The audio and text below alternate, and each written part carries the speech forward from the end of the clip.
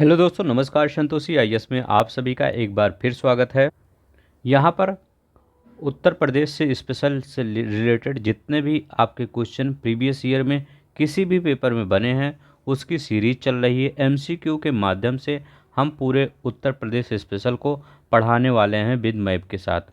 हर question में आपको एक मैप मिलेगा, उसी मैप में डिनोट किया जाता है और आपको पूरी तरह से मैप को याद करवा दिया जाता है। अगर एक बार आप मैप को समझ गए उत्तर प्रदेश के, तो कहीं से भी कुछ भी क्वेश्चन आ जाए आप उस मैप से कर देंगे। ठीक है, तो चलते हैं, हम शुरू करते हैं। जो लोग नए होंगे वो लोग प्रीवियस वीडियो पढ़ा है, जो वहाँ पर प्लेलिस्ट बनी है उत्तर प्रदेश स्पेशल से रिलेटेड, जाके देख लीजिए। ये वीडियो उन सभी बच्चों के लिए इम्पोर्टेंट है जो उत्तर प्रदेश के किसी भी एग्ज़ाम का पेपर दे रहे हैं। वो आर ओ यूपीपीसीएस नहीं, ये किसी भी एग्ज़ाम का, चाहे आपका पुलिस का हो, चाहे आपका जूनियर असिस्टेंट्स का हो, या किसी भी उत्तर प्रदेश में जो उत्तर प्रदेश स्पेशल से रिलेटेड क्वेश्चन आते हैं। तो कल हमने कहाँ का तक किया था, यहाँ तक कर लिया था, जाके उस वीडियो को देख लीजिए। चलते हैं आज जो हम यहाँ से करते हैं। आज मोस्टली जो क्वेश्चन होंगे वो एग्रीकल्चर से रिलेटेड होंगे। ठीक है, तो चलते हैं, हम शुरू करते हैं बिना किसी देरी के। जो लोग नए होंगे वो सब्सक्राइब कर सकते हैं चैनल को अगर अच्छा लगेगा तो, और वीडियो को लाइक कर सकते हैं, क्योंकि पूरे आर ओ पेपर तक आपको हर सब्जेक्ट का वीडियो आपको प्रोवाइड कर दिया जाएगा इस चैनल पर। ठीक है, तो चलते हैं, देखते हैं। उत्तर प्रदेश में कृषि समृद्धि योजना का गठन किस वर्ष में हुआ था? देखिए, अच्छा क्वेश्चन है। कृषि समृद्धि योजना का गठन किस वर्ष हुआ था? तो उत्तर प्रदेश में कृषि समृद्धि योजना का गठन हुआ था 2017 में। अब पूछेंगे ये गठन क्यों हुआ था, इसका मेन उद्देश्य क्या था, इसका मोटो क्या था इसको गठन करने का? तो इसको गठन करने का मोटो था कि 2022 तक किसानों की आय को दुगना करना। याद रखेंगे, इसका उद्देश्य ही था कृषि समृद्धि योजना का 2022 तक किसानों की आय को दुगना करना। ठीक है, किसानों की आय को दुगना करना। इस आयोग का जो ये आयोग बना था, आप पूछ सकते हैं इस आयोग का अध्यक्ष कौन था, क्योंकि कोई अध्यक्ष तो होता ही आयोग का। तो इस आयोग का अध्यक्ष थे मुख्यमंत्री योगी आदित्यनाथ जी। तो योगी आदित्यनाथ जी इस आयोग के क्या थे? अध्यक्ष थे, याद रखेगा। ठीक है, अब इसमें होता क्या था? तो चाहे आपका कृषि से रिलेटेड कोई चीज़ हो, चाहे पशुपालन से रिलेटेड हो, मत्स्य पालन से रिलेटेड हो, रेशम पालन से रिलेटेड हो, सभी का भंडारण और उसका विपणन, सभी चीज़ों को देखना। ठीक है, इस मतलब समीक्षा करना, मतलब हर एक मौसम में। ठीक है, तो कृषि समृद्धि योजना का यही उद्देश्य था, जो अन्य प्रकार में अच्छी मतलब कृषि में विभिन्न प्रकार की गतिविधियां होती हैं उनका समीक्षा करना। ठीक है, इसका मेन उद्देश्य था। ठीक है, तो कृषि समृद्धि योजना के बारे में इतना याद रखेंगे। चलते हैं प्रीवियस वीडियो का कुछ रिवीजन कर लेते हैं। प्रीवियस वीडियो में हमने पढ़ा था कि मंदाकिनी के किनारे कौन सा शहर है? तो मंदाकिनी के किनारे, मंदाकिनी एक नदी है, इसके किनारे चित्रकूट है। याद रखेंगे, मंदाकिनी के किनारे ये चित्रकूट है। सौज झील कहाँ पर है? सौज झील, तो सौज झील ये कहाँ पर है ये आपको बताना है। तो सौज झील कहाँ पर है? मैनपुरी में। ये सब पिछले वीडियो में हम पढ़ा चुके हैं। ठीक है, मैनपुरी में ये सौज झील है। अब देखिए, शेखा झील कहाँ पे पड़ेगा? शेखा झील कल हमने पढ़ा था, अलीगढ़ में शेखा झील पढ़े थे। ठीक है, शेखा झील कहाँ पढ़े थे? अलीगढ़ में पढ़े थे। सरसई नवार झील कहाँ पढ़े थे? तो सरसई नवार झील इटावा में पढ़े थे। ठीक है, कल ये सब पढ़े थे हम सब। ठीक है, आज थोड़ा सा वैसे रिवीजन कर ले रहे हैं। कर एक चीज़ और हमने पढ़ा था कि उत्तर प्रदेश के किस जिले से गंगा नदी प्रवेश करती है? तो ये बिजनौर है, यहीं से गंगा नदी प्रवेश करती है। और कितने जिलों से होकर गंगा नदी बहती है? तो गंगा नदी 28 जिलों से होकर बहती है। अगर आपसे पूछे यमुना नदी कितने जिलों से होकर बहती है? यमुना नदी 19 जिलों से होकर बहती है, आपको ये याद रखना पड़ेगा। ठीक है, अब देखिए, एक क्वेश्चन और बन सकता है गंगा नदी के बारे में कि गंगा नदी को भारत का राष्ट्रीय नदी कब घोषित किया गया, किस ईयर में घोषित किया गया? तो 2008 में गंगा नदी को भारत का, उत्तर प्रदेश का ही नहीं पूरे भारत का राष्ट्रीय नदी घोषित किया गया 2008 में, नवंबर 2008 में, ये याद रखेंगे। और यहाँ पर प्रीवियस वीडियो का पूछा था सबसे पूर्वी जिला कौन सा है? बलिया है। सबसे पश्चिमी जिला शामली है। सबसे उत्तरी जिला सहारनपुर है। सबसे दक्षिणी जिला सोनभद्र है। सोनभद्र 4 जिलों से बाउंड्री 4 राज्यों से बाउंड्री शेयर करता है। बिहार, झारखंड, छत्तीसगढ़ और एमपी। ठीक है, ये याद रखेंगे। यहाँ पर जालौन है। जालौन का मुख्यालय उरई है। झांसी, ठीक है, और ललितपुर, हमीरपुर, महोबा, बांदा और चित्रकूट, ये 7 बुंदेलखंड के एरिया में आते हैं। तो 7 ऐसे ज़िले हैं जो बुंदेलखंड एरिया में आते हैं। और यहाँ पर हम क्या प्रीवियस ईयर में पढ़ लेंगे, यहाँ पे पढ़ेंगे कि कुशीनगर का मुख्यालय कहाँ है। जैसे आपका एक ज़िला होगा तो आपके ज़िले का एक मुख्यालय होगा, ठीक है। तो कुशीनगर का मुख्यालय पडरौना है। अंबेडकर नगर का मुख्यालय पूछा जाता है अकबरपुर है। संत कबीर नगर का मुख्यालय पूछा जाता है खलीलाबाद है, ठीक है। ये सब याद रखिएगा, जिसका चेंज है वही पूछा जाता है। सिद्धार्थ नगर का मुख्यालय नौगढ़ है। और यहाँ पर और जालौन का पूछा जाता है। जालौन का मुख्यालय उरई है। ये याद रखेंगे, ठीक है, क्योंकि यहाँ से क्वेश्चन आपके पेपर में बन जाता है, ठीक है। अब देखते हैं हम नीचे, ये सब पुराने थे, ठीक है। हाँ, एक चीज़ और यहाँ हम रिवीजन कर लेंगे पुराना, ठीक है, जो कि आपके आर ओ 2021 के पेपर में आया था कि कौन कौन से ऐसे ज़िले हैं जो नेपाल के साथ बॉर्डर शेयर करते हैं। तो नेपाल के साथ ये देखिए पीलीभीत शेयर करता है, लखीमपुर खीरी शेयर करता है, बहराइच शेयर करता है, श्रावस्ती शेयर करता है, बस्ती मत लगाइएगा, श्रावस्ती शेयर करता है, बलरामपुर शेयर करता है, सिद्धार्थनगर जिसका मुख्यालय नौगढ़ है वो शेयर करता है, महाराजगंज, कुशीनगर नहीं शेयर करता, महाराजगंज शेयर करता है। तो ये पुराने वीडियो का हमने रिवीजन करवा दिया थोड़े से समय में, ठीक है। चलते हैं हम नेक्स्ट देखते हैं। इस वीडियो को आप डेली अगर फॉलो कर लेते हैं तो आपका कहीं से भी क्वेश्चन गलत नहीं होने वाला है उत्तर प्रदेश स्पेशल के, क्योंकि जो भी क्वेश्चन यहाँ पूछे जाते हैं वो सब अच्छे पेपर लेवल के क्वेश्चन होते हैं, ठीक है।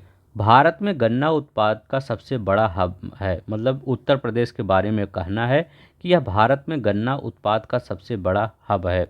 दूसरी चीज़ें क्या बात क्या कर रही है, दूसरी कह रही है भारत का उच्चतम दूध उत्पादक प्रदेश है उत्तर प्रदेश। तो हाँ, उत्तर प्रदेश भारत का सबसे ज़्यादा दूध उत्पादक करता है। भारत में चावल का सबसे बड़ा उत्पादक है, तो ये गलत है। भारत में चावल का अगर सबसे बड़ा उत्पादक देखा जाता है तो वो पश्चिम बंगाल है, ठीक है, याद रखेंगे, ये पश्चिम बंगाल है, हमारा उत्तर प्रदेश नहीं है, ठीक है। हम चावल उत्पादक में दूसरे स्थान पर हैं, पहले पश्चिम बंगाल है, दूसरे पे हम आते हैं। तो इसमें कौन सा सही होगा, पहला वाला और दूसरा वाला सही होगा, मतलब डी वाला आपका सही होगा, ठीक है। नेक्स्ट देखते हैं, यहाँ पर देखते हैं, कह रहा उत्तर प्रदेश में रानी लक्ष्मीबाई केंद्रीय कृषि विश्वविद्यालय झांसी की स्थापना संसद के किस अधिनियम के द्वारा निम्न वर्ष में की गई थी। तो किस अधिनियम के द्वारा किस निम्न वर्ष में की गई थी, तो 2014, ठीक है, याद रखेंगे। अधिनियम केंद्रीय कृषि विश्वविद्यालय अधिनियम 2014 आया था, उसी के तहत झांसी में एक केंद्रीय कृषि विश्वविद्यालय की स्थापना की गई थी। अब देखते हैं झांसी कौन है। झांसी यहाँ पर है, झांसी याद रखेंगे, ये बुंदेलखंड का एरिया माना जाता है। तो बुंदेलखंड में जालौन आता है, झांसी आता है, ललितपुर आता है, हमीरपुर आता है, महोबा आता है, बांदा, चित्रकूट, ये 7 जिले आपके किस में आते हैं, बुंदेलखंड के एरिया में आते हैं। बार बार पढ़िए, बार बार रिवीजन करिए। यहाँ पर कुशीनगर की मुख्यालय पडरौना है, संत कबीर नगर का खलीलाबाद है, और यहाँ पर और ये जालौन का मुख्यालय उरई है, ठीक है। इतना ये याद रखेंगे, ठीक है, ताकि आपको बार बार रहे याद, तो याद हो जाए, ठीक है। नेक्स्ट चलते हैं। अब यहाँ पर देखते हैं, पूछा जा रहा है कि कौन कौन सा ज़िले जो मतलब उसकी ये इन उत्पाद के लिए प्रसिद्ध है। तो लहसुन किसके लिए प्रसिद्ध है, लहसुन, तो लहसुन किसके लिए प्रसिद्ध है, मैनपुरी के लिए, ठीक है, लहसुन मैनपुरी के लिए प्रसिद्ध है। प्याज किसके लिए, प्याज कहाँ पर होता है, तो प्याज सबसे ज़्यादा कहाँ पे होता है, गाज़ियाबाद में, याद रखिए गाज़ियाबाद में प्याज, अगर प्याज की कमी हो तो जाइए गाज़ियाबाद। प्याज कभी कभी महंगा हो जाता है तो हो सकता है गाज़ियाबाद में सस्ता है, ठीक है, सस्ता हो। तो जो लोग गाज़ियाबाद में रहते होंगे उनको पता होगा, वो सॉरी गाज़ियाबाद में बोल रहा हूँ, सॉरी, ये गाज़ीपुर है, ठीक है, गाज़ीपुर, देखिए गाज़ियाबाद गाज़ीपुर एक ही निकल रहा है, ठीक है। तो ये गाज़ीपुर, ठीक है, तभी मैं कहा गाज़ियाबाद में कैसे ये हो सकता है, डाउट था, लेकिन ये देखो इन सही हो गया। मिर्च कहाँ का है, तो मिर्च कहाँ का है, ऐसा कभी कभी दिमाग में आ जाता है, ठीक है, कुछ पढ़ते हैं और कुछ हो जाता है और। तो ये मिर्च कहाँ का है, तो मिर्च ये देवरिया का है, याद रखेंगे, देवरिया में मिर्च मतलब प्रसिद्ध है वहाँ की मिर्च। हल्दी, तो हल्दी ललितपुर, याद रखेंगे, हल्दी ललितपुर, ठीक है। तो हल्दी ललितपुर, मिर्च देवरिया, प्याज गाजीपुर, ठीक है। अब इसको मत भूलिएगा क्योंकि मैंने थोड़ा सा गलत किया था, ठीक है, अब आप नहीं भूलेंगे, प्याज गाजीपुर याद रखेंगे। लहसुन कहाँ है, मैनपुर में, ठीक है, लहसुन मैनपुरी। चलते हैं, देखते हैं नेक्स्ट। कौन ट्यूबवेल सिंचाई के क्षेत्र में सर्वोच्च है, मतलब ट्यूबवेल, जैसे आप देखते होंगे आपके गांव में ट्यूबवेल लगा रहता है, ठीक है, जिस पे क्या बचपन में क्या होता था, लोग क्या उसी ट्यूबवेल पे जाते थे और दोपहर में स्नान करते थे, ठीक है। तो आप सब में भी कई लोग किए होंगे स्नान ट्यूबवेल में, उसमें नहाने का कुछ मज़ा, मतलब वो गांव का स्विमिंग पूल, मतलब उसमें जब ये ट्यूबवेल ऐसे रहता है ट्यूबवेल, अभी जो ये चलता है तो ये ऐसे ऐसे पानी गिरता है इससे, ठीक है, ऐसे इसमें पानी गिरता है, तो ये यहाँ पर बड़ा सा हौदा होता है, हौद हौद जिसको बोला जाता है, इसी में पानी भरता है और इसी पानी से यहीं से गिरता है, ठीक है। ये ताकि इसको इसलिए बनाया जाता है ताकि यहाँ की जो मिट्टी है उसको कट के बाहर न जाए, नहीं तो इतना बार बार हमेशा इतनी फोर्स से गिरता है मिट्टी, जैसे कहीं नहीं बनाया जाता है, ठीक है। तो वहाँ देखते हैं बहुत बड़ा गड्ढा हो जाता है, इसीलिए इसको बना दिया जाता है ताकि गड्ढे ना हो, इसी में गिरे। तो ये सीमेंट और ईंट का बनाया जाता है, तो फिर ये चला जाता है खेतों में, पानी ऐसे निकल जाता है, ठीक है। तो ये क्या होता है, यही ट्यूबवेल होता है। ट्यूबवेल की सिंचाई का सर्वोच्च कौन है, तो अपना उत्तर प्रदेश, सबसे ज़्यादा उत्तर प्रदेश में ट्यूबवेल से सिंचाई होती है, तो ये याद रखेंगे, उत्तर प्रदेश। नेक्स्ट देखते हैं। अब देखिए, उत्तर प्रदेश में परंपरागत भूमि मापन की इकाई है, तो परंपरागत भूमि मापन की, जैसे क्या होता है, कहते नहीं हमारे यहाँ इतना बीघा ज़मीन है, ठीक है, तो बीघा हम सब ये मतलब जो इस साइड के होंगे, पूर्वोत्तर या ये मतलब पूर्वांचल के या इस साइड, हर लगभग उत्तर प्रदेश में हर जगह यही होता है, ठीक है, एकड़ में नहीं होता, यहाँ पर बीघा में चलता है, ठीक है। क्या होता है, परंपरागत भूमि मापन की इकाई बीघा में होती है। अगर एक बीघा कहते हैं, एक बीघा कितना होता है, 20 बिस्वा होता है, 20 बिस्वा, ठीक है, एक बीघा बराबर 20 बिस्वा होता है, ये याद रखेंगे। मतलब अगर आधा बीघा कहे तो आधा बीघा मतलब 10 बिस्वा होता है, ठीक है, ठीक। तो आधा बीघा मतलब 10 बिस्वा, एक बीघा मतलब 20 बिस्वा होता है, ठीक है। तो ये याद रखेंगे, बीघा होगा, ठीक है। उत्तर प्रदेश में परंपरागत भूमि की इकाई क्या है, बीघा है, ठीक है।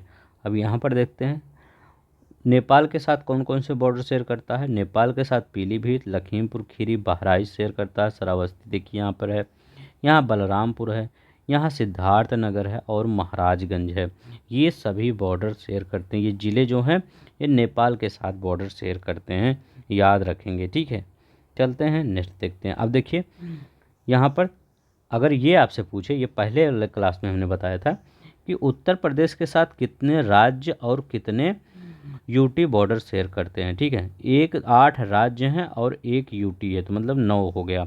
कौन कौन से देखते हैं, पहले नंबर पे उत्तराखंड हो गया, दूसरे नंबर पे आपका ये हिमाचल प्रदेश, ये देखिए थोड़ा सा लगा हुआ है, दूसरे नंबर पे क्या है, हिमाचल प्रदेश, ठीक है, याद रखेंगे, दूसरे नंबर पे हिमाचल प्रदेश, तीसरे पे हरियाणा हो गया, चौथे नंबर पे, ये अभी राज्य की बात कर रहे हैं, राजस्थान हो गया, पाँचवें नंबर पे मध्य प्रदेश हो गया, छठवें नंबर पे ये छत्तीसगढ़ हो गया, ठीक है, सातवें नंबर पे झारखंड हो गया, ठीक है, आठवें नहीं सातवें नंबर पे झारखंड हो गया, आठवें नंबर पे आपका बिहार हो गया, ठीक है। तो ये देखिए 9 जा रहा है, ये 8वें नंबर पे बिहार हो गया और एक जो आपका दिल्ली, ये देखिए यहाँ पर दिल्ली लगा हुआ है, तो ये 9 हो गया, ठीक है। तो पूरा यूटी और राज्य सब मिला दिया जाए तो कितने राज्यों से, तो वो 9 राज्यों से, राज्य और यूटी दोनों मिला दिया जाए तो 9 से। अगर सिर्फ आपसे किसी पूछे कि राज्य सिर्फ है, ठीक है, तो राज्य हमने गिना दिया, सिर्फ 8 राज्यों से बॉर्डर शेयर करता है और एक केंद्र शासित प्रदेश आप बताएंगे, ठीक है। चलते हैं नेक्स्ट देखते हैं, निम्नलिखित में से कौन सा सुमेलित नहीं है, ये क्वेश्चन बहुत बार पूछा जाता है, ये संस्था से रिलेटेड क्वेश्चन है, ठीक है, हर बार क्वेश्चन ये आ ही जाता है, ये पता नहीं कितना फेवरेट क्वेश्चन है आयोग का, ठीक है। क्या लिखा गया, IIVR लिखा गया, IIVR, ठीक है। इसका मतलब क्या होता है IIVR, तो IIVR का मतलब होता है Indian institute of vegetable research. ये क्या होता है, वेजिटेबल रिसर्च होता है, ठीक है। वेजिटेबल रिसर्च कहाँ है, तो ये वाराणसी में है, याद रखेंगे, वाराणसी में है। तो यहाँ पर कानपुर लिखा गया है, यहाँ वाराणसी लिख दीजिए, तो ये सही हो सकता है, ठीक है। अब देखिए IIPR, पी मतलब इंडियन इंस्टीट्यूट ऑफ, ऐसे लिखेंगे, सब आगे यही कहना है, इंडियन इंस्टीट्यूट। यहीं वी से पकड़ लीजिए, पी से पकड़ लीजिए, आर से पकड़ लीजिए, आई वो ये आर नहीं, रिसर्च यहाँ, VFR, ठीक, IGFRI, ठीक है, इसको भी, ठीक है, ये घास वाला है। तो पी मतलब क्या होता है, pulses, Indian institute of pulses research, ये कानपुर में है, ये एकदम सही है। जब पी आ जाए तो पल्सेज, ठीक है, दाल वाला जो रिसर्च होता है, पल्सेज में दाल, वो कहाँ पर होता है, कानपुर में। IVRI ये अलग है, इससे मतलब कंफ्यूज मत कोइएगा। IVRI इसका क्या मतलब होता है, Indian veterinary research institute, Indian veterinary research institute. ये कहाँ है, जो पशुओं वाला होता है। तो इज्जत नगर, आप पूछेंगे इज्जत नगर कहाँ है, बरेली में है, याद रखेंगे, इज्जत नगर कहाँ है, बरेली में। राय बरेली मत याद करिएगा, ये बरेली, ये देखिए यहाँ पर बरेली, एक राय बरेली यहाँ है, ठीक है, ये लखनऊ के पास पड़ता है राय बरेली, लेकिन ये बरेली जो है ये पश्चिमी उत्तर प्रदेश में पड़ता है, ठीक है, पश्चिमी क्या, पश्चिमी उत्तर प्रदेश में, ठीक है, उत्तराखंड से इसका बॉर्डर शेयर करता है। तो ये बरेली यहीं पे है, यहीं पर है इज्जत नगर, ठीक है, याद रखेंगे, यहाँ पर है इज्जत नगर, ठीक है। मैं इसीलिए यहाँ डिनोट करता हूँ बरेली, इज्जत नगर, ताकि आपको, मैं तो अभी इतना पढ़ा के चला जाता कि यहाँ पर IVRI कहाँ है, इज्जत नगर बरेली, लेकिन अगर आपको यहाँ दिखा देता हूँ तो आपको काफ़ी समय तक याद रहेगा, ठीक है। तो इज्जत नगर बरेली है। वेटरनरी रिसर्च याद रखिएगा, यहाँ पर है वेटरनरी रिसर्च, ठीक है। अब देखते हैं, ये तो हो गया वेटरनरी रिसर्च।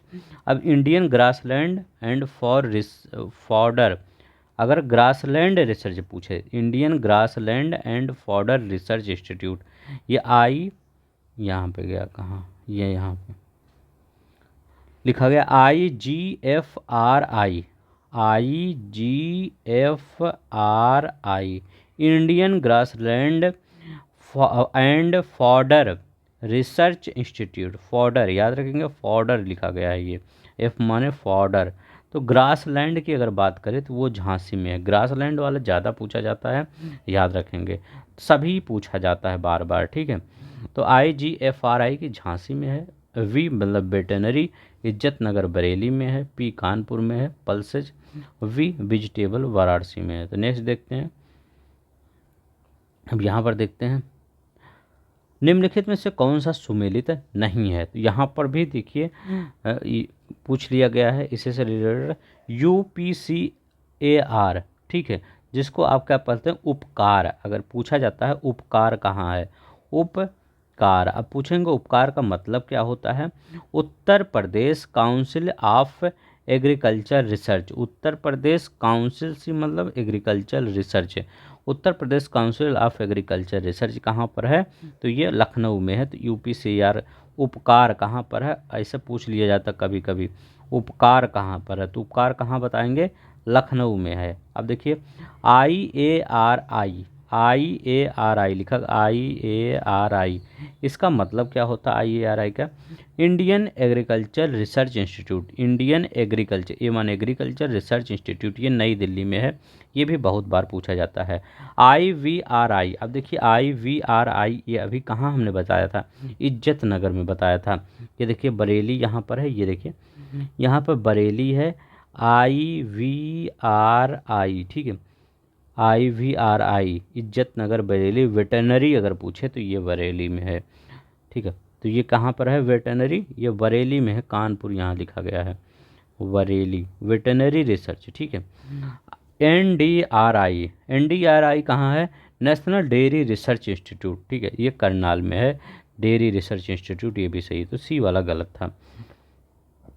मेंस का क्वेश्चन है, ज़्यादा दिन नहीं हुए पूछे, मेंस का क्वेश्चन है, आपको लग रहा है सिंपल, ठीक है, क्योंकि हमने इस तरह से पढ़ाया ही कि सिंपल लगेगा ही आपको। अब पहला केचुआ बीज बैंक जहां स्थापित होने जा रहा वह स्थान है, मतलब उस समय का क्वेश्चन नया, मतलब ट्रेंडिंग में वो करंट का क्वेश्चन रहा होगा। तो उस समय कहाँ, इज्जत नगर बरेली, यहीं पर पहला केचुआ बीज बैंक इज्जत नगर बरेली में स्थापित किया गया, हो गया है अब स्थापित।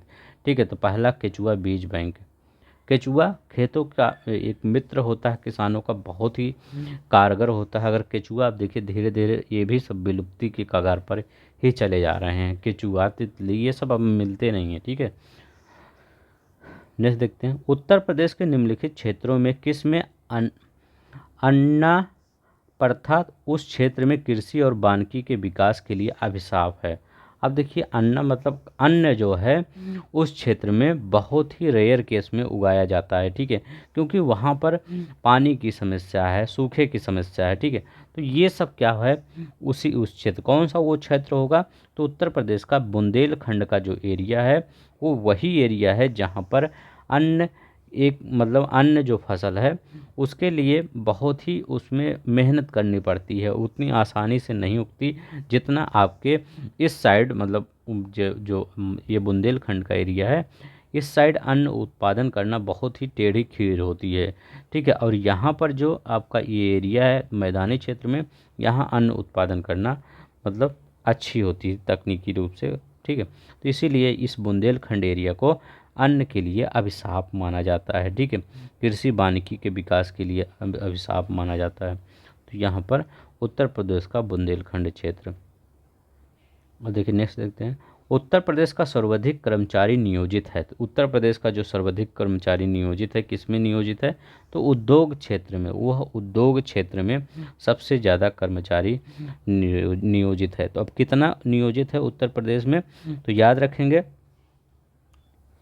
ये क्वेश्चन पूछा गया है। 59.3% जो लोग हैं वो कृषि या कृषि से संबंधित किसी भी संस्थाओं से संबंध है। ठीक है, कृषि या कृषि मतलब जैसे एक किसान है तो वो किसान तो कृषि से संबंधित है, लेकिन किसान का जो किसान, जैसे आप किसान हैं तो आप कुछ खरीदने भी जाते होंगे, बीज उज खरीदने जाते होंगे या कीटनाशक खरीदने जाते होंगे किसी प्रकार से, तो वो सब इसी कृषि से ही रिलेटेड गतिविधियाँ होती हैं। या मत्स्य पालन आप करते होंगे तो इसी से रिलेटेड गतिविधियाँ होती हैं। तो 59% हैं इसमें। अगर 29% देखा जाए तो 29% लोग किसान हैं, कि एकदम की पेवर कृषि किसान हैं। और ये 30.3% लोग क्या हैं, कृषि श्रमिक हैं। ठीक है, कृषि श्रमिक हैं। तो ये सब नहीं पूछा जाएगा कितने कृषि श्रमिक हैं, ये सिर्फ 59.3 याद रखेंगे। ये कृषि से उद्योग से जुड़े हों। उत्तर प्रदेश में सर्वाधिक प्रतिशत कर्मचारी हैं तो उद्योग क्षेत्र से नहीं, कृषि क्षेत्र से। ठीक है, यहाँ याद रखेंगे कृषि क्षेत्र से। ठीक है, ठीक है, तो यहाँ पर हम कृषि पूछ रहे थे, लगा दिए थे उद्योग। ठीक है, कृषि क्षेत्र से ज़्यादा लोग जुड़े हुए हैं। नेक्स्ट चलते हैं। उत्तर प्रदेश का कौन सा जनपद दशहरी आम का सर्वोत्तम उत्पादक है। दशहरी आम का सर्वोत्तम उत्पादक कौन सा है, ये भी अच्छा क्वेश्चन है। ठीक है, क्योंकि आम के बारे में पूछ लिया जाता है। ठीक है, आपके पेपर में। तो ये अपना लखनऊ जो है, ठीक है, दशहरी आम के लिए प्रसिद्ध ये है। देखिए लखनऊ, ये लखनऊ है, ये दशहरी आम को, इसको जीआई टैग भी मिला है इसके गुणों के कारण, दशहरी आम के कारण। ठीक है, देखते होंगे गर्मी के मौसम में सबसे पहले दशहरी आम ही मतलब मार्केट में आता है। तो दशहरी आम का सर्वोत्तम उत्पादक लखनऊ है। ठीक है, 2017 में आर प्री में आया हुआ है। ठीक है, अब यहाँ पर देखते हैं उत्तर प्रदेश में खेती का मुख्य उद्देश्य क्या है। तो उत्तर प्रदेश में राज्य खेती का मुख्य उद्देश्य क्या है, तो किस उद्देश्य से ये खेती किया जाता है। ठीक है, तो उत्तर प्रदेश में राज्य खेती का मुख्य उद्देश्य क्या है, उपर्युक्त सभी शोध कार्य, प्रदर्शन कार्य, बीज गुणन कार्य। ठीक है, ये याद रखेंगे। तो यहाँ पर डी वाला होगा आंसर। नेक्स्ट देखते हैं। यहाँ पर करा उत्तर प्रदेश में किस फसल का चक्र क्षेत्रफल सबसे अधिक है। अभी बताइए कौन सा मतलब फसल आपके आसपास ज़्यादा होता है। अगर मैं कहूँ मक्का या गेहूँ, मक्का कहाँ कितना होता, थोड़ी सी मौसम में हो जाता बारिश में, मक्का भी यहाँ भी आ गया, उर्द गेहूँ, ठीक है। वो तो उड़द जिसको आप बोलते हैं, तो उड़द भी उतना नहीं होता, लेकिन धान गेहूँ जो फसल चक्र का क्षेत्रफल सबसे अधिक है, धान गेहूँ का याद रखेंगे, धान और गेहूँ का। धान में हमारा उत्तर प्रदेश किसने दूसरे स्थान पर है, गेहूँ में तो पहले स्थान पर है, ठीक है। नेक्स्ट देखते हैं, उत्तर प्रदेश को भारत का शक्कर का कटोरा क्यों कहा जाता है, इससे स्पष्ट कीजिए। उत्तर प्रदेश में गन्ने का सर्वाधिक उत्पादन होता है इसलिए कहा जाता है। देखिए आर 2017 में क्वेश्चन पूछा गया है, इसमें बताइए क्या आपका। तो उत्तर प्रदेश में गन्ने का सर्वाधिक उत्पादन है, एकदम सही है, इसीलिए इसको कहा जाता है। दूसरा कार्य, उत्तर प्रदेश में गन्ना अभियांत्रिकी शिक्षा संस्थान भी है, ये भी आपका एकदम सही है। उत्तर प्रदेश में चीनी मिलों की संख्या सर्वाधिक है, ये गलत है, ठीक है। उत्तर प्रदेश में चीनी मिलों की संख्या नहीं है, महाराष्ट्र में सबसे ज़्यादा चीनी मिलें हैं, महाराष्ट्र के बाद उत्तर प्रदेश का स्थान आता है। उत्तर प्रदेश में गन्ना उत्पादकों की संख्या सर्वाधिक है, तो ये भी सही है, जनसंख्या ज़्यादा होगी, गन्ना उत्पादक की संख्या ज़्यादा होगी, तो ठीक है। तो आपका महाराष्ट्र, उत्तर प्रदेश में चीनी मिलों की संख्या ज़्यादा नहीं है, महाराष्ट्र में है, ठीक है। तो यहाँ पर कौन सा होगा, सी वाला हो जाएगा। अब यहाँ तक, भारत का शक्कर का प्याला कौन सा राज्य कहलाता है, शक्कर का प्याला, तो उत्तर प्रदेश भी शक्कर का प्याला कहलाएगा, ठीक है। अपना उत्तर यहाँ पर थोड़ा सा देख लेते हैं, रिवीजन कर लेते हैं। अब यहाँ पर रिवीजन करने में क्या है, क्योंकि ज़्यादा अभी पढ़ाई नहीं, 2-3 लेक्चर हुआ है, इसलिए ज़्यादा अदर फैक्ट नहीं बताता। फैक्ट तो यहाँ पर काफ़ी है, लेकिन अदर फैक्ट इसलिए नहीं बताता क्योंकि जैसे जैसे हम पढ़ते जाएंगे उसका प्रीवियस रिवीजन करते जाएंगे, ठीक है। यहाँ देखिए यही की रिवीजन कर लेते हैं। नेपाल के साथ पीलीभीत शेयर करता है, लखीमपुर खीरी बहराइच शेयर करता है, श्रावस्ती, बलरामपुर, सिद्धार्थनगर और महाराजगंज, ठीक है।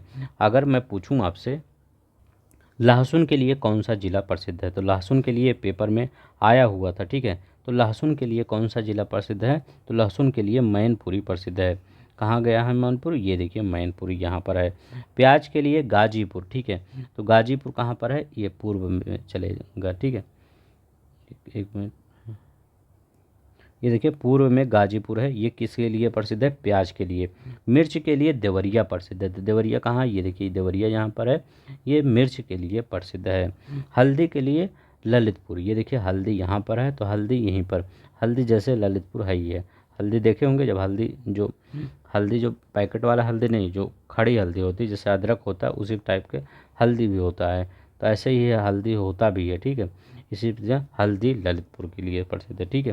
तो ये याद रखिए। दशहरी आम कहाँ हम पढ़े हैं, तो ये लखनऊ में पढ़े हैं, ठीक है, सबसे ज़्यादा होता है, ठीक है।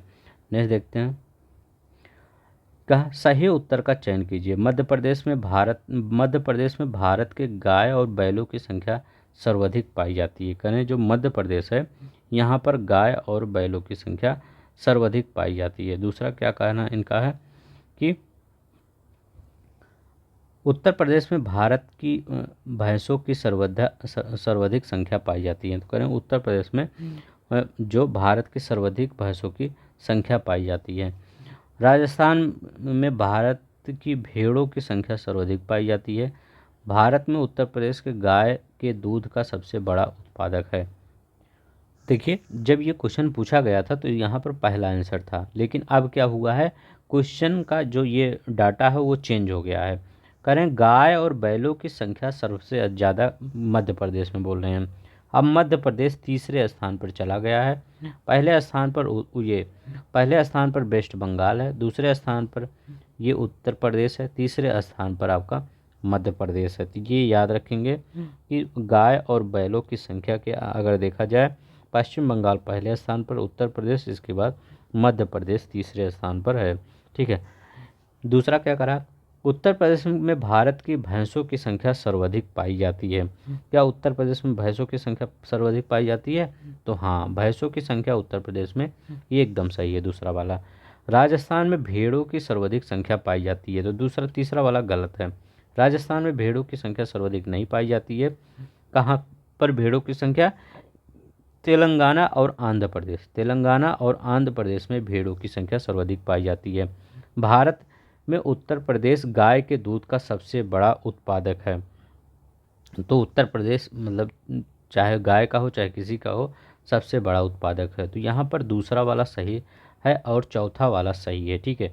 दूसरा और चौथा, तो कहीं पर है दूसरा चौथा नहीं है। तो ये यहाँ पहले ए वाला था, जब क्वेश्चन ये आया था इसमें ए था, लेकिन अब डाटा जो चेंज हो गया है ये, ठीक है, अब चेंज वो बदल गया है, ठीक है, मतलब क्वेश्चन। तो यहाँ पर दूसरा आप याद रखेंगे, दूसरा सिर्फ सही कह रहा है, और चौथा, और सबका मैं एक्सप्लेनेशन भी बता दिया कि गाय और बैलों की संख्या सर्वाधिक वेस्ट बंगाल में पाई जाती है। ये अभी लेटेस्ट डाटा था, ठीक है। भारत में उत्तर प्रदेश जिस पैदावार में सबसे बड़ा उत्पादक है वह, तो हमारे यहाँ क्या सबसे ज़्यादा होता है, ठीक है, तो हमारे यहाँ खाद्यान्न सबसे ज़्यादा होता है। क्या, खाद्यान्न हमारे यहाँ सबसे ज़्यादा होता है। नेक्स्ट देखते हैं, उत्तर प्रदेश की प्रमुख वाणिज्यिक फसल क्या है। वाणिज्यिक फसल कौन सी होती है, जिनका हम सिर्फ मतलब उसका व्यापार करने के लिए ही वो क्या करते हैं, उसको उगाते हैं, ठीक है, मतलब उससे हमें सिर्फ प्रॉफिट, मतलब हमेशा ये मतलब ये नहीं, खाद्यान्न का पर्पज नहीं होता उसका, हमारे किसानों का एक ही पर्पज होता है कि कैसे उससे अधिक से अधिक पैसा अर्न किया जाए। तो वो क्या है, गन्ना है। उत्तर प्रदेश की प्रमुख वाणिज्यिक फसल क्या है, गन्ना है। देश की कुल कृषि योग्य भूमि का कितना परसेंट उत्तर प्रदेश में स्थित है। तो देश की कुल कृषि का कितना परसेंट उत्तर प्रदेश में स्थित है। तो ये भी अच्छा क्वेश्चन है, कितना परसेंट है। तो ये भी जो क्वेश्चन जब पूछा गया था तो वो अलग था, गलत ही था। यहाँ पर 10.48% भाग क्या है, कृषि मतलब कृषि योग्य भूमि है। कितना, 10.48। यहाँ तो कोई ऑप्शन नहीं सही होगा, ठीक है, तो 10.48 याद रखेंगे, 48%। नेक्स्ट देखते हैं, उत्तर प्रदेश में उगाई गई निम्नलिखित फसलों में किसकी अवधि न्यूनतम है। सबसे ज़्यादा कम किसकी अवधि होती है। ये भी अवधि मतलब कि बो दीजिए कोई चीज़ वो कुछ ही महीनों में हो जाए, ठीक है। तो ये मूंग है, इसका 60 दिन में ये हो जाता है, याद रखिएगा, ये 60 दिन में हो जाता है मूंग, ठीक है। और ये मसूर और चना की अगर बात करें तो ये 90 दिन लेते हैं। जैसे आप क्या करते हैं, नवंबर में शायद बोना स्टार्ट करते हैं चना, ठीक है, मुझे जहाँ तक याद है नवंबर या दिसंबर में, मान लीजिए नवंबर में स्टार्ट करते हैं चना, ठीक है, तो 30 दिन नवंबर वाला हो गया, ठीक है, और 30 दिन, मैं 1 नवंबर को मान लीजिए बुवाई हुई चना की, तो 30 दिन ये नवंबर हो गया, 30 दिन दिसंबर हो गया, और जनवरी में 30 दिन, तो ये लगभग जनवरी तक तैयार भी हो जाता है, ठीक है, चना, ठीक है। तब देखते नहीं है जब वो ओलाव ओलाव जलाते होंगे ठंडी में, तो उसी में चना भी, जो चना होता है उसको भी भूज लेते हैं आप, क्या हो जाता है, मतलब उसमें जैसे आप ये मक्का नहीं उसको भून के दिया जाता है, वैसे चना भी उसी में डाल दिया जाता है, वो उसके छोटे छोटे बीज वो पक जाते हैं, ठीक है, उसी ओलाव में, ठीक है। तो ये 30 दिन का होता है, चना 30 दिन का होता है। इसीलिए मैं थोड़ा सा डिटेल में बताता हूँ ताकि आपको जब वहाँ पर आ जाए तो क्लिक कर जाए कि हाँ ऐसे बताए थे सर, ठीक है, ऐसे थोड़ा सा कहानी वहानी बताए थे, ठीक है। अभी ऐसे में बता देता, मूंग है, चलो आगे बढ़ो, ठीक है, तो ऐसे नहीं बताना है, ठीक है। और मसूर क्या है, मसूर, तो ये 60 दिन अवधि लेती है। मूंग कितना लेती ये, हाँ ये मसूर कितना दिन अवधि लेती है, ये भी 90 दिन लेती है, 60 दिन नहीं, ये 90 दिन लेती है, मूंग 60 दिन लेती है। तो सबसे कम तो यही हुआ, मूंग 90 दिन, मसूर वो मूंग 60 दिन, मसूर 90 दिन, चना 90। अरहर सबसे ज़्यादा, इसीलिए ये महंगा है, ठीक है, ये 260 दिन लेती है। कितना, 260। सिंचाई तो कम पड़ लगती है, एक बार बैठा दीजिए बस, इसको देखना उखना भी उतना नहीं रहता, ये अपने आप हो जाता है, लेकिन पूरा साल ये ज़मीन खा लेती है। अब जिसके पास ज़्यादा ज़मीन होगा, से 50-60 बीघे जिसके पास होगा, 2-4-10 बीघे पे बैठा देगा, उसको कोई टेंशन नहीं। लेकिन जिसके पास ज़मीन कम होती है वो अगर इसी अरहर को बैठा देगा तो उसका पूरा मतलब जो सिस्टम है वो भी मतलब वो गड़बड़ा जाएगा, मतलब सही नहीं होगा। तो न धान कैसे बैठाएगा वो, तो अब तो क्या एक मेथा आयल भी बैठाता है वो किसान, उसको थोड़े दिन में उससे प्रॉफिट कमा लेता है, ठीक है। तो कृषि के बारे में आप सबको ये सब चीज़ें पता होनी चाहिए, ठीक है। आप सब एक कृषि प्रधान देश में रहते हैं, ठीक है। हाँ, तो याद रखेंगे ये अरहर, इसीलिए ये महंगा है अरहर का दाल, ठीक है, और कोई रीज़न नहीं है अरहर के दाल के महंगे सस्ते होने में या महंगे होने में। निम्नलिखित किस दलहन के फसल का क्षेत्रफल प्रदेश में सर्वाधिक है। ठीक है, किस दलहन के फसल का क्षेत्रफल उत्तर प्रदेश में सर्वाधिक है? ठीक है,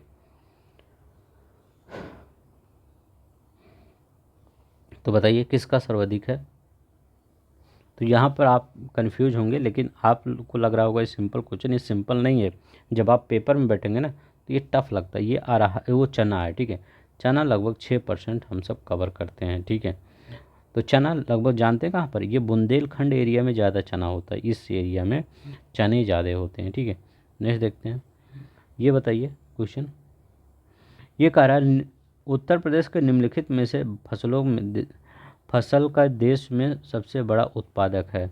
तो उत्तर प्रदेश किन फसलों के का देश में सबसे बड़ा उत्पादक है? तो सबसे बड़ा गन्ना के रूप में था ही हैं हम, आलू के रूप में है ही हैं हम। तो 1 और 3 शायद होगा, हाँ यहाँ पर 1 और 3 हम किस में, गन्ने में और आलू में हम नंबर 1 पर बने हुए हैं। ठीक है, किस में किस में, गन्ने में और आलू में। ठीक है, और गेहूँ भी है। ठीक है, कई में है, लेकिन अगर मोस्ट इम्पोर्टेंट देखा जाए गेहूँ, गन्ना और आलू। ठीक है, नेक्स्ट देखते हैं। अब यहाँ पर देखते हैं। ठीक है, तो ये याद रखेंगे। चलते नहीं, यहाँ देखिए, भारत में हरित क्रांति में ब्रेड बास्केट कहे जाने वाले राज्य हैं। ब्रेड बास्केट मतलब जहाँ पर गेहूं की पैदावार सबसे ज़्यादा होती है, तो उसको ब्रेड बास्केट का नाम दिया जाता है। कहाँ कहाँ पर, उत्तर प्रदेश में, पंजाब में, हरियाणा में। ये जो तीनों स्टेट हैं इनको ब्रेड बास्केट कहा जाता है। भारत का ब्रेड बास्केट के नाम से जाने जाने वाले प्रदेश हैं उत्तर प्रदेश, पंजाब, हरियाणा। ठीक है, यहाँ पर देखते हैं, ये उत्तर प्रदेश है, ये यहाँ हरियाणा है और यहाँ पर पंजाब है। ठीक है, तो इन सब तीनों को ब्रेड बास्केट के नाम के से जाना जाता है। ठीक है, अब यहाँ पर देखते हैं, सबसे यहाँ पर उत्तरी सबसे ज़िला कौन सा है, सहारनपुर है। सबसे दक्षिणी है सोनभद्र। ठीक है, सबसे पूर्वी है बलिया है। सबसे पश्चिमी शामली है। ठीक है, ये याद रखेंगे। नेक्स्ट देखते हैं, निम्नलिखित में से कौन सा फसल चक्र पूर्वी उत्तर प्रदेश में सर्वाधिक उपयुक्त समझी जाती है? पूर्वी उत्तर प्रदेश मतलब इस साइड में, मतलब जहाँ बारिश वाला एरिया है। तो बारिश में कौन कौन सी फसल ज़्यादा होता है? तो बारिश में कौन कौन सी फसल ज़्यादा होती है, ये बताइए। तो बारिश में कौन कौन सी फसलों के लिए ज़्यादा उपयुक्त माना जाता है? तो धान माना जाता है, मक्का माना जाता है। जैसे मक्का देखते नहीं, बारिश अब आ रहा है, अब देखते होंगे रोड पे मक्का बिक रहा होगा। ठीक है, और गेहूँ। ठीक है, तो ये याद रख, गेहूँ उतना नहीं माना जाता लेकिन अभी है, तो यहाँ पर लगा देंगे। ठीक है, तो कौन सा ऑप्शन होगा, यही वाला ऑप्शन होगा। ठीक है, सबसे अधिक धान, मक्का, गेहूँ, ये क्या है उत्तर प्रदेश में। अच्छा, फसल चक्र पूछा गया है। ठीक है, फसल चक्र पूर्वी उत्तर प्रदेश में। ठीक है, हाँ तब सही है यहाँ पर। ठीक है, गेहूँ भी होगा, क्योंकि जैसे पहले देखिए अभी क्या बैठा रहे हैं, अब धान बैठा रहे हैं। ठीक है, धान है तो इसके बाद थोड़ा सा मक्का बैठाएंगे, इसके बाद मक्का हो गया, मक्का के बाद फिर गेहूँ आ जाएगा। ठीक, ऐसे ही ये फसल चक्र चलता रहता है। फिर गेहूँ के बाद क्या आ जाएगा, धान आ जाएगा, फिर इसके बाद मक्का आ जाएगा, मक्का के बाद फिर गेहूँ आ जाएगा। यही फसल चक्र चल रहा है। ठीक है, ये कहाँ चल रहा है, पूर्वी उत्तर प्रदेश के एरिया में चल रहा है, लगभग सब्जी जगह इस साइड में चलता है। नेक्स्ट देखते हैं, आम की लंगड़ा किस्म हमारे राज्य के किस जिले से उद्भित मानी जाती है? जो आम का एक लंगड़ा किस्म है वो किस मतलब जिले से माना जाता है, यहाँ पर ज़्यादा होता है लंगड़ा आम? तो याद रखेंगे ये वाराणसी। तो अभी हमने क्या पढ़ाया था, ये लखनऊ का आम पढ़ाया था, लखनऊ में दशहरी पढ़ाया था, दशहरी। और ये लंगड़ा कहाँ पढ़ाया है, लंगड़ा वाराणसी, ये है लंगड़ा, लंगड़ा यहाँ पर।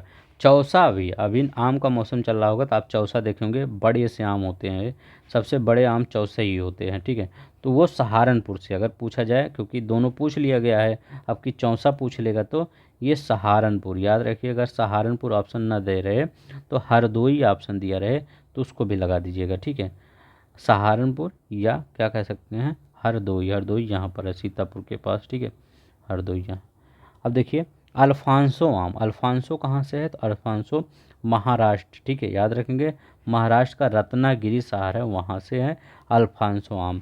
हिम आम कहाँ है, तो हिम आम मुर्शिदाबाद से संबंधित है। ठीक है, और लगभग एक आम याद रखिएगा, कई प्रकार के आम होते हैं, उतना नहीं सही आपको याद करना है।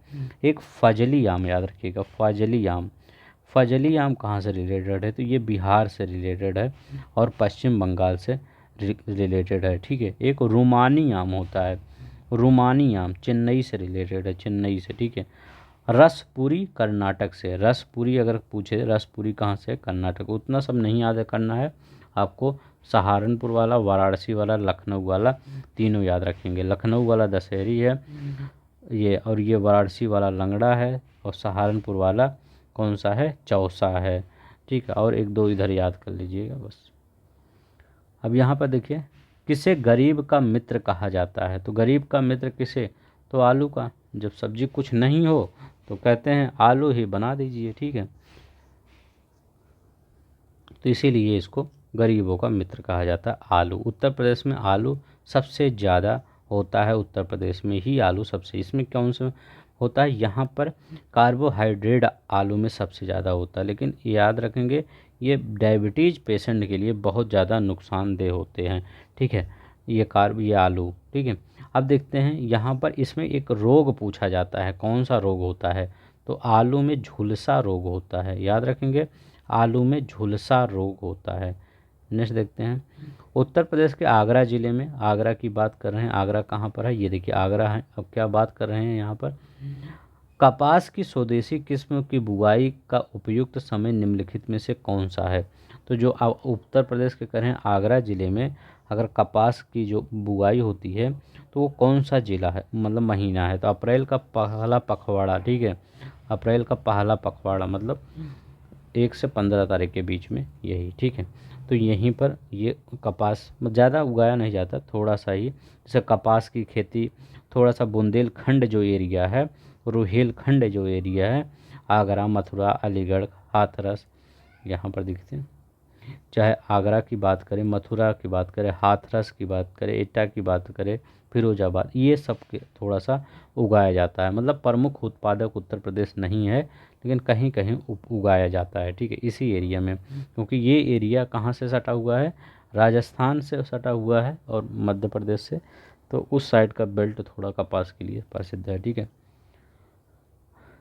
अब यहाँ पर देखिए, उत्तर प्रदेश का सबसे बड़ा उत्पादक है, उत्तर प्रदेश किस चीज़ का सबसे बड़ा उत्पादक है, तो हम किसके सबसे बड़े उत्पादक, आम ही के तो हैं, आम के हम सबसे बड़े उत्पादक हैं। आम का वैज्ञानिक नाम अगर पूछे तो कौन सा है, तो आम का वैज्ञानिक नाम है मैग्नीफेरा, मैगीफेरा इंडिका, ठीक है, ये याद रखेंगे, मैगीफेरा इंडिका आम का हम सबसे बड़ा उत्पादक हैं, ठीक है। लीची का बहुत बार पूछा जाता है, लीची का बिहार है, ठीक है, लीची का बिहार है। अगर मैं कहूँ अभी कौन सा फल का समय चल रहा है, अमरूद का सबसे बड़ा उत्पादक बता दीजिए, तो आप ये मत बताइएगा इलाहाबाद, ठीक है, इलाहाबाद तो होता है हम लोग, लेकिन पूरे अगर देश के लेवल पर देखा जाए तो एमपी सबसे बड़ा उत्पादक है, ठीक है। कनिष्ठ सहायक में ऐसे क्वेश्चन पूछे जा रहे हैं, ठीक है, बस इतना ही क्वेश्चन था, ठीक है। तो आप सब डेली जुड़े रहिए, आपको डेली ही ये घटना, ये मतलब आपको उत्तर प्रदेश स्पेशल से रिलेटेड क्वेश्चन करवाए जाएंगे, ठीक है। अभी जैसे जैसे ये क्वेश्चन बढ़ेंगे वैसे वैसे और फैक्ट आपको तैयार होंगे, और फैक्ट का हम रिवीजन करवाएंगे, ठीक है। जैसे अभी फैक्ट कम मिल रहे हैं, लेकिन आगे जैसे फैक्ट बढ़ेंगे वैसे आपका रिवीजन करवाया जाएगा, ठीक है। एक फैक्ट और याद रखिएगा, उस दिन बताए थे जौनपुर किस नदी के किनारे है, जौनपुर गोमती नदी के किनारे है, ठीक है। तो आप सबको अगर अच्छा लगेगा तो प्लीज़ लाइक कर दीजिएगा, शेयर कर दीजिएगा, सब्सक्राइब कर दीजिएगा, ठीक है। आज के लिए बस इतना ही, धन्यवाद, अपना ख्याल रखिएगा, जय भारत, जय हिंद, जय भारत।